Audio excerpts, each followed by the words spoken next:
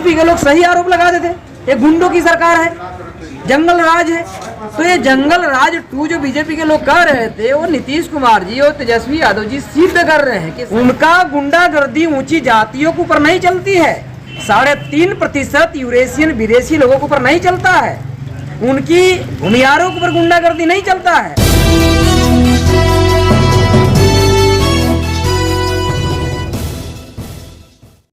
बिहार सरकार लगातार अपने सुशासन को लेकर हमेशा चर्चे में, और हम बात करें तो अभी वर्तमान में जो सरकार है वो यह भी कहती है कि मेरे जैसा शासन नहीं है। मैं उसी शासन व्यवस्था को लेकर कई ऐसे सवाल है जो हम आज बीएमपी के प्रदेश अध्यक्ष ए.के. अम्बेडकर जी से करने जा रहे हैं। ए.के. अम्बेडकर जी, लगातार इतने अच्छे से फैसले नीतीश बाबू और साथ में तेजस्वी जी ले रहे हैं, कैसा लगा?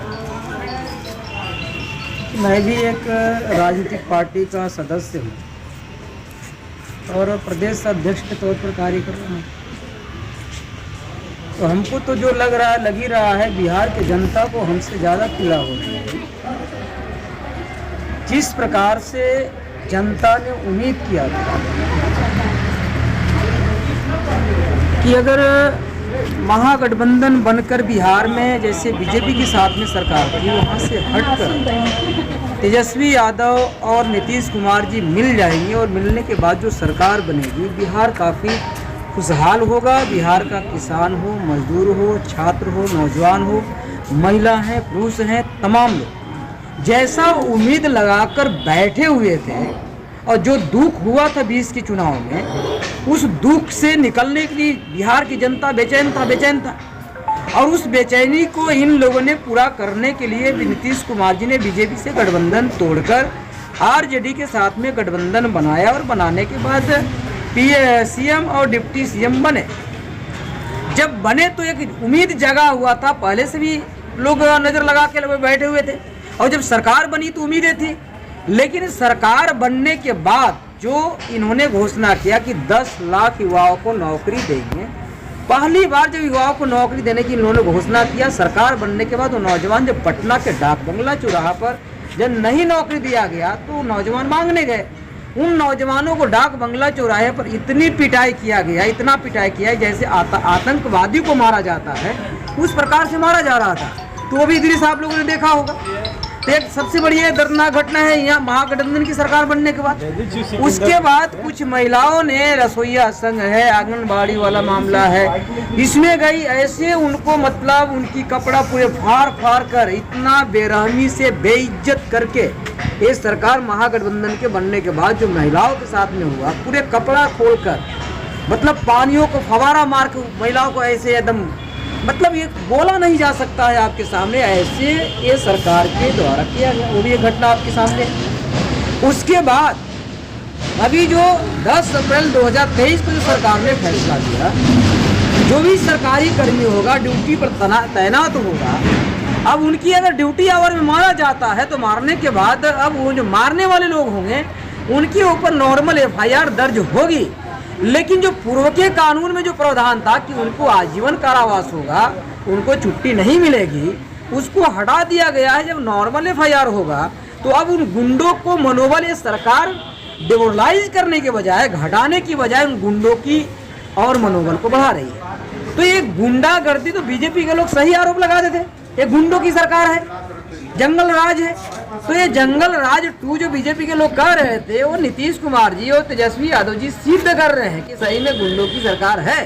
तो जितने गुंडों को बंद किया था और बीजेपी उस समय थी सरकार में, वो बंद किए जा रहे थे।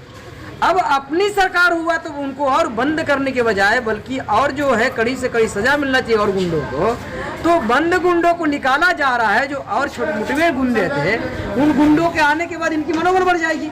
तो बिहार में और कई गुना गुंडागर्दी बढ़ेगा और बढ़ाने की काम ये सरकार के द्वारा प्लान बनाकर किया जा रहा है।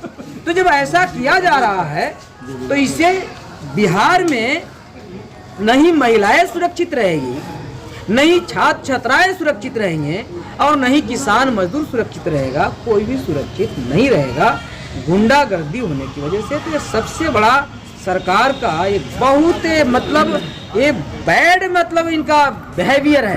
लेकिन अभी आनंद मोहन को जो लिया गया तो उसके तबके के लोग बहुत खुश हैं राजपूत लोग कह रहे हैं कि अब सरकार तो नीतीश बाबू की ही बनेगी। तो राजपूतों में खुशी इसलिए आ रहा है क्योंकि उनके जब गुंडे जब जेल के अंदर जाते हैं तो उनकी मनोबल डाउन होता है। जब उनके गुंडे बाहर आते हैं तो गुंडागर्दी करने में उनको मजा आता है।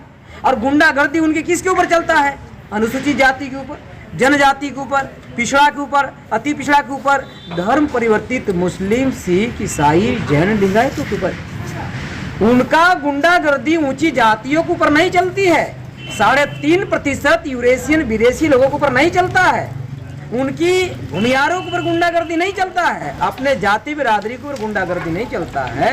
गुंडागर्दी जो गरीब तबके के लोग हैं उनके ऊपर चलता है। तो उनका शोषणकारी और बलात्कारी इतिहास ही शुरू से रहा है। तो इसलिए वो खुश होते हैं, और खुश होने के और कोई कारण नहीं, सबसे मेन कारण नहीं, गुंडागर्दी पर उनका जिंदा रहना हो, ये उनका काम है। आगामी क्या योजना है? आगामी हमारी योजना है कि अभी जैसे 1 महीने की प्रदेश व्यापी महिलाओं के नेतृत्व में जो यात्रा चल रही है, तो बहुजन मुक्ति पार्टी ने उस यात्रा को पूरी ताकत और शक्ति के साथ में हमने समर्थन किया। समर्थन क्यों किया?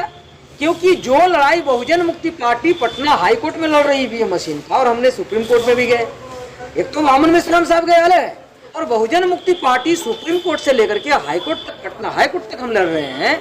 और ये लड़ाई इस देश में महिलाएं जब लड़ने लगी तो हमें बहुत खुशी हुआ और छाती चौड़ा हुई कि महिलाएं भी अपने लोकतंत्र, संविधान और अपने नस्लों और फसलों को बचाने के लिए ये मजबूती से कमर कसकर और सिर में कफन बांधकर निकले हुए महाराष्ट्र से चलकर बिहार में आकर।